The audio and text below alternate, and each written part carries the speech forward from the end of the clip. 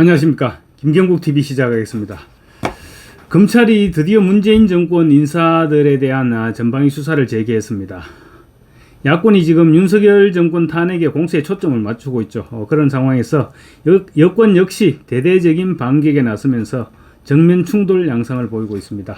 사실 윤석열 정권 출범 이후 지지율이 지금 계속 하락세를 보였던 것은 정권 교체 초반에 지지층의 열망을 충족시키지 못했습니다. 그러다 보니까 지지층이 이탈하면서 윤석열 정권이 흔들리기 시작했습니다. 지지층의 열망이란 문재인 전 대통령 그리고 이재명 두 사람에 대한 처단이었습니다. 그런데 윤석열 정권 출범 2년이 지나도록 문재인이나 이재명을 어떻게 하지 못하고 있으니까 지지층이 우라통이 터졌던 것입니다. 정권 초반 문재인과 이재명을 처단하고 시작했더라면 지금 윤석열 대통령의 지지율은 아마 꽤 높게 나오고 있을지도 모르겠습니다. 어쨌거나 이재명은 이제 10월이면 선거법과 위정교사 혐의에 대한 재판 1심 선고가 내려질 것입니다. 또 검찰이 지금 나머지 수사를 하고 있죠. 이재명의 남은 혐의 백현동, 정자동 힐튼 호텔이라든가 경기도 법인카드 유용이라든가 이런 부분에 대해서 검찰이 지금 강력한 의지를 가지고 수사를 하고 있으니까 아마 이재명은 조만간 추가 기소도 이루어질 것으로 보입니다. 민주당이 이재명 수사검사에 대해서 탄핵을 추진하는 것도 지금 그만큼 위기의식을 느끼고 있기 때문입니다. 어쨌든 이원석 검찰총장의 힘이 빠지면서 이재명에 대한 수사는 탄력이 붙고 있는 그런 모양새입니다. 그리고 문재인 정권 실력자들에 대한 수사도 재개되고 있습니다. 문재인과 김정숙 그리고 문다혜 등 일가족에 이어서 노영민, 임종석 두 전직 청와대 비서실장도 검찰 수사 대상에 올랐습니다. 검찰이 최근 노영민 전 비서실장과 이하경 국회 부의장 등 야권 인사들의 한국복합물류 취업 청탁 의혹 수사를 재개했습니다. 서울중앙지검 반부패 수사 2부가 지난 25일 한국복합물류 관계자를 참고인 신분으로 소환했는데 이 사람을 소환해서 노영민, 이하경 이런 사람들이 취업 청탁 압력이 있었는지 그런 부분을 집중적으로 캐물었다고 합니다. 원래 이 수사는 이정근 전 민주당 사무부총장 그러니까 송영길 전 대표의 돈봉투 전당대회에 나왔던 그 인물입니다. 이정근 전 부총장의 휴대전화에 저장된 녹음 파일에서 비롯됐습니다.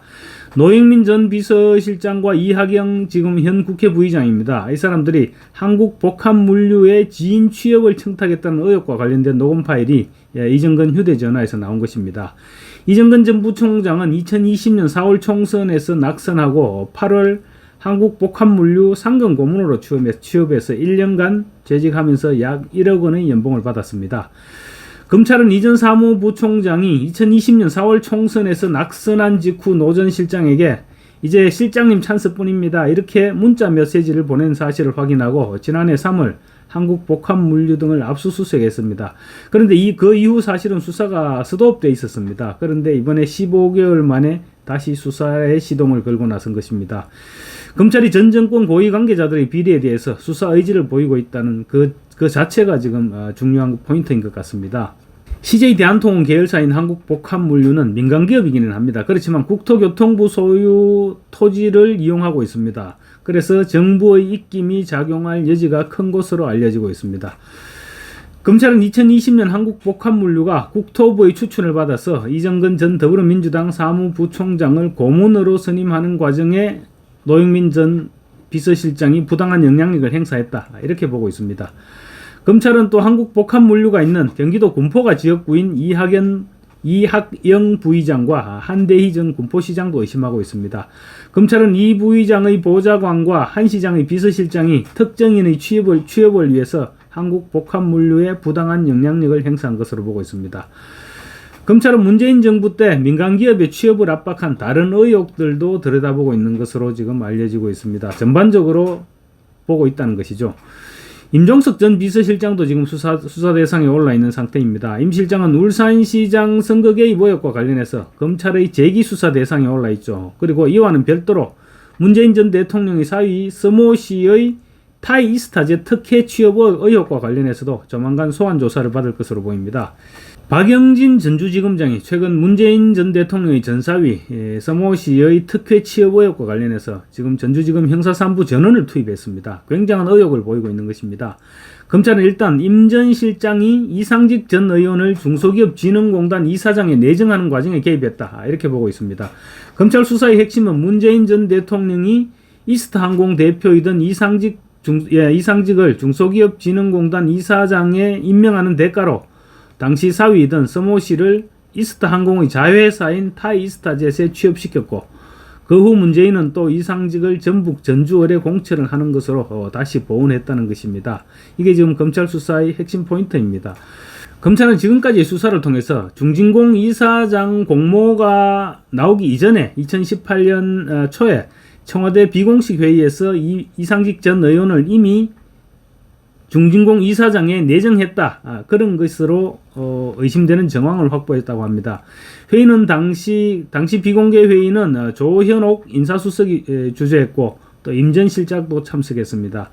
회의 주제는 인사수석이 했는지 몰라도 비서실장이 참석했으면 당연히 비서실장이 주도를 했다고 보는 것이 맞겠죠. 문다혜와 문다혜의 남편 서모 씨를 챙기는 전체적인 과정을 훑어보면 정점에는 당연히 문재인 대통령이 있었을 거고, 그 문재인 대통령 밑에 임종석 비서실장, 그리고 조국 민정수석, 백원우 민정비서관, 그리고 민정비서관실 친인척 담당 행정관, 이런 라인이 작동했을 것으로 보입니다.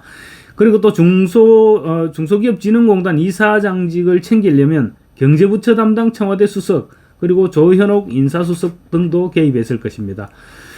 그렇게 보면 청와대의 상당한 수석실이 개입했을 것이죠. 그래서 결국은 임종석 비서실장이 총괄할 수밖에 없는 그런 구도가 되는 것입니다.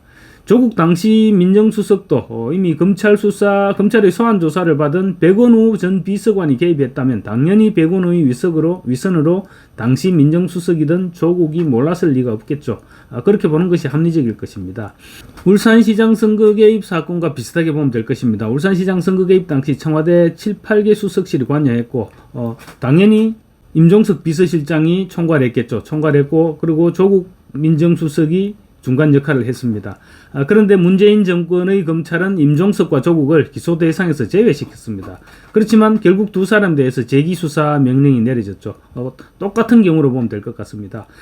박영진 전주지검장이 형사 3부 검사 전원을 문재인 관련 수사에 투입시킨 것은 확실한 수사 의지를 보여준 것으로 보아야 될 것 같습니다. 이원석 검찰총장 체제에서 박영진 검사장은 대검 수사기획관을 지냈습니다. 그래서 이원석의 사람이 아니냐, 이원석의 사람이기 때문에 문재인 관련 수사를 서울중앙지검에 이첩시키지 않고 꾸물거렸던 것이 아니냐, 이런 지적을 받았던 것도 사실입니다. 그렇지만 최근 박영진 지검장의 행보를 보면 성역 없는 수사를 하겠다, 이런 쪽으로 초점을 맞춘 것으로 보입니다. 어차피 이원석 총장은 이제 임기가 끝나가죠. 또 박영진 지검장 역시 문재인 정권에서 추미애 법무부 장관에게 좌천을 당했던 윤석열 사단의 멤버이기도 했습니다. 그리고 평소에 문재인 정권의 검수완박을 강력하게 비판해오기도 했습니다. 박영진 지검장 입장에서 볼 때 전직 대통령을 잡는다면 언젠가 검찰총장을 자기도 노려볼 수 있다, 이런 생각을 하지 않을까 싶습니다. 어쨌거나 박영진 전주지검장은 임종석 전 실장에 대한 소환이 불가피할 것으로 보고 조만간 소환하겠다, 이런 의지를 다지고 있는 것으로 전해지고 있습니다. 검찰이 이처럼 이재명 대표와 문재인 전 대통령, 그리고 전 정권의 청와대 비서실장들을 정면으로 겨냥하고 나섰는데, 최근 들어 윤석열 대통령에 대한 야권의 탄핵 움직임이 노골화되면서 비록 늦기는 했지만 여권에서 대대적인 반격에 나섰다, 이렇게 보면 될 것 같습니다. 감사합니다.